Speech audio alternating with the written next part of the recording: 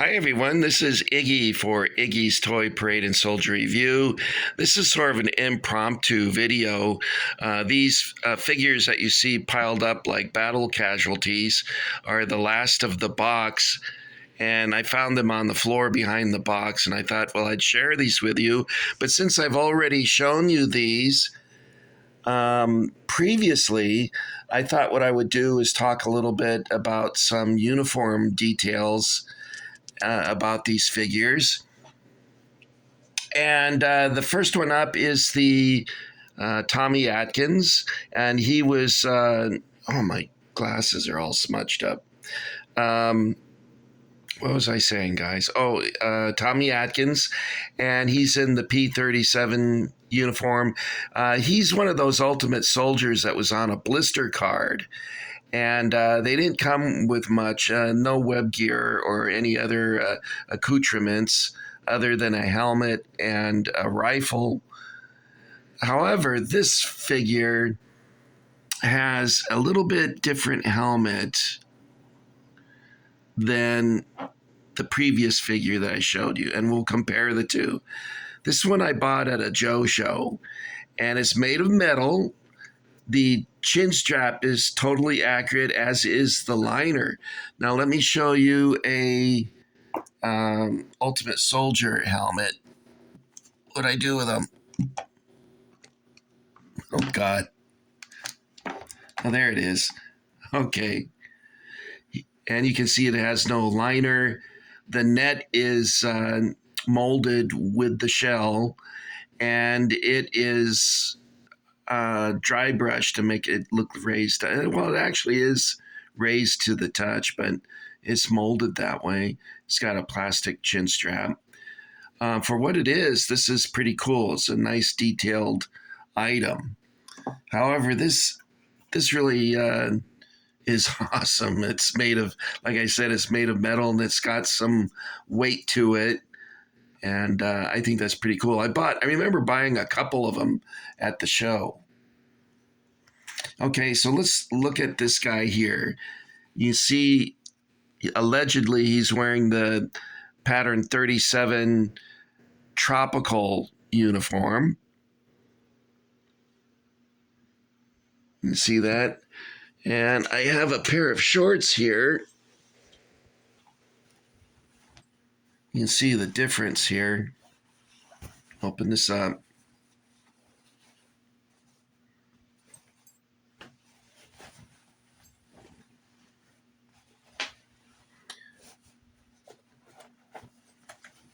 Should have done this before I started.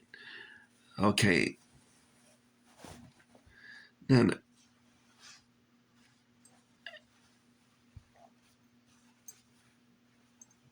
oh, there it is. I was looking for the straps. Here they are. Okay, and these straps are how you close them. I noticed that because of the light, it makes it look a little greenish. But it's actually a khaki color. Let me see if I put the light closer, if it changes the color.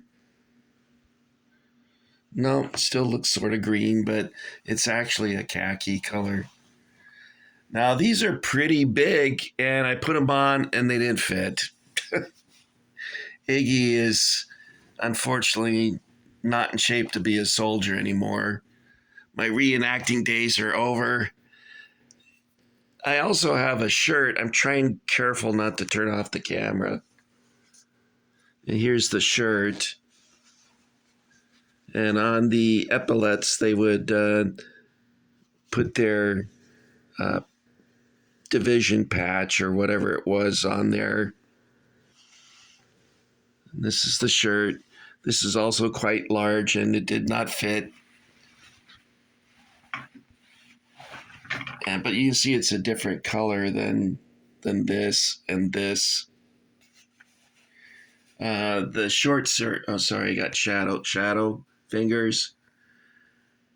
Come on, Iggy, get it together. You can see it's a different, I'm messing this up. This really is an impromptu video. Messing this all up. Well, because I'm one-handed and I have limited space here, I can't really show you a lot of details there. But let's switch over to the Africa Corps figure. We'll put this guy up here and grab this guy. Now, first up, I want to talk to you about his buttons. They look like they're made of copper. And the actual buttons they would have used on their uniforms is like this. It's a pebbled aluminum. Can you guys see that?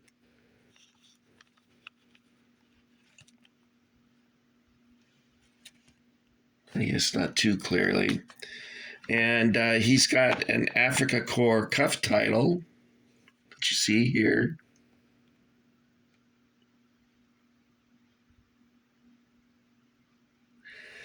And I have one in this book here.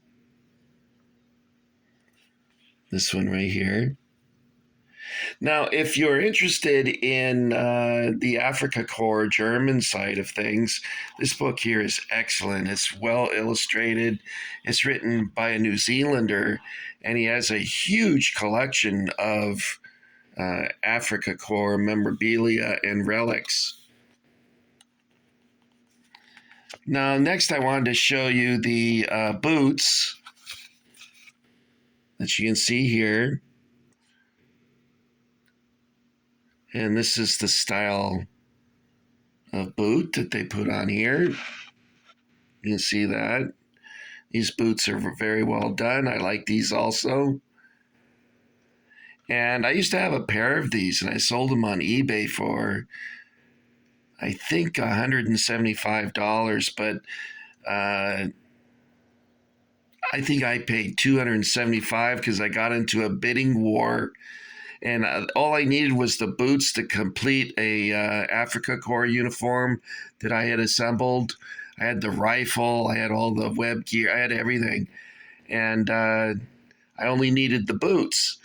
Well, I got into a bidding war with another guy for a size 10, and I won at, I think, I don't know if I won at that price, $275. Later on, you could buy reproductions for like $125. So that wasn't too great. I'll show you a picture of some fellas wearing those boots. I thought I marked the page. They were worn quite a bit in the back areas. Officers, of course, wore them a lot, but you can see here in this picture that combat troops would also wear them, although later on they preferred the ankle boot, and they would blouse their pants with a drawstring. Now I have a picture of some guys sitting. Why don't I mark this stuff? Iggy is not the most colorful crayon in the box. I had a page marked that.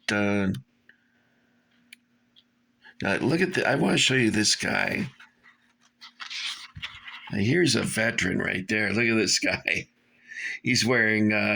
He's probably a flak gunner because he's wearing a Luftwaffe uniform and Luftwaffe jump boots. But you can tell by the condition of his uniform that he's seen some action there. So the interesting thing about their caps is that the longer they were in the desert, the lighter colored they became. And their uniforms would start out very dark, as you can see here. Here's a guy who's just been issued a new uniform, and it's like a dark green. Here's an example of guys sitting with their pants bloused with the ankle version of the chocolatable boot, the tropical boot. Wow. Well, here's something that you probably don't see too often. Now, this video is going to get like 1 like. It'll be from my brother. Here they are issuing new uniforms. Notice the cap is very faded compared to the pants and blouse. For some reason, a lot of these these voters, maybe I should start over, guys. I'm really having a hard time tonight. All right, I did have it marked. I thought, is that it there? No.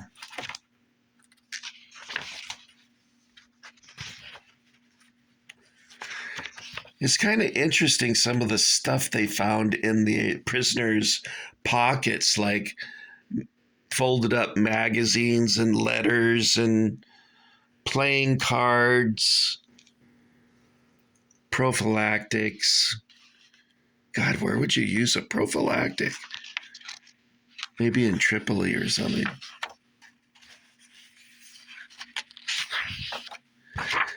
I'm not going to waste your time doing this. I should have done this.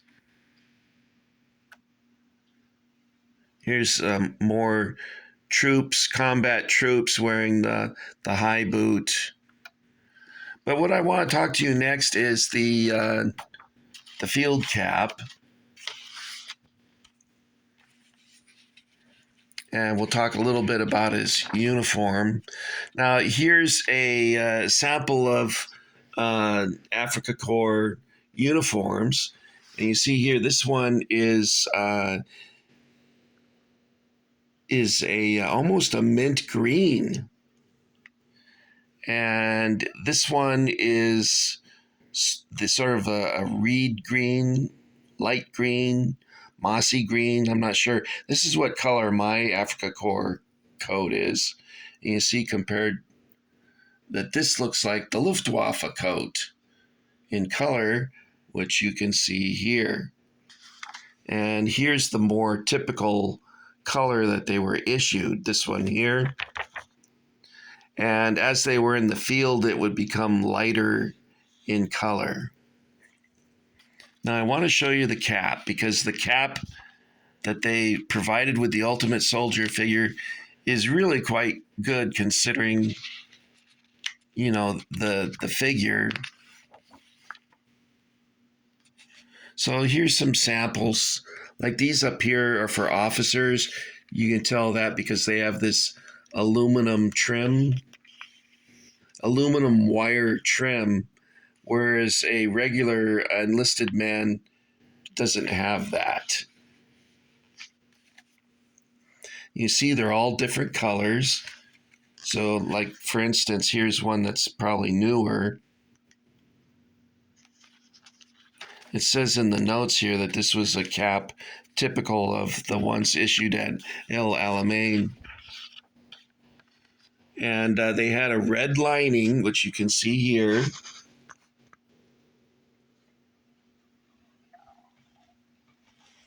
And these are two that have been in the field for a while.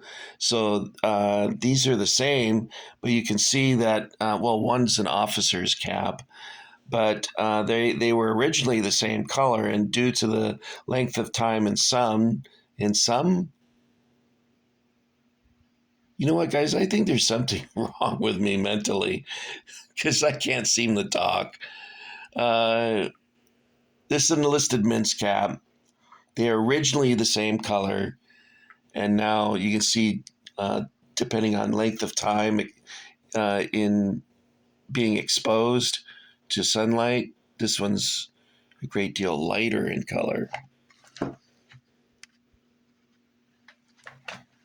So where did I put his cap? Here it is.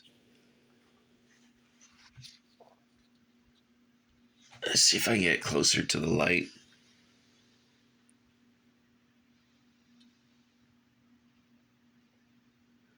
I think they did a good job with this.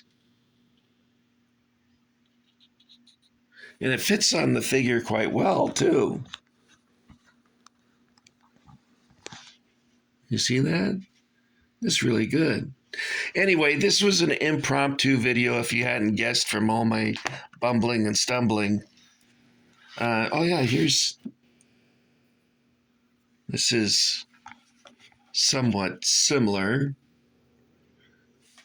Although it appears he's wearing a side cap, and what looks like Luftwaffe goggles. But I think he's a tanker, armor crewman, or panzer crewman, whatever you want to call him. Anyway, pretty cool. All right, guys, that's it for Iggy. Thank you for getting Iggy with it. I'm sorry for all the fumbling and bumbling. I didn't really plan on doing this. This was very impromptu demonstration. But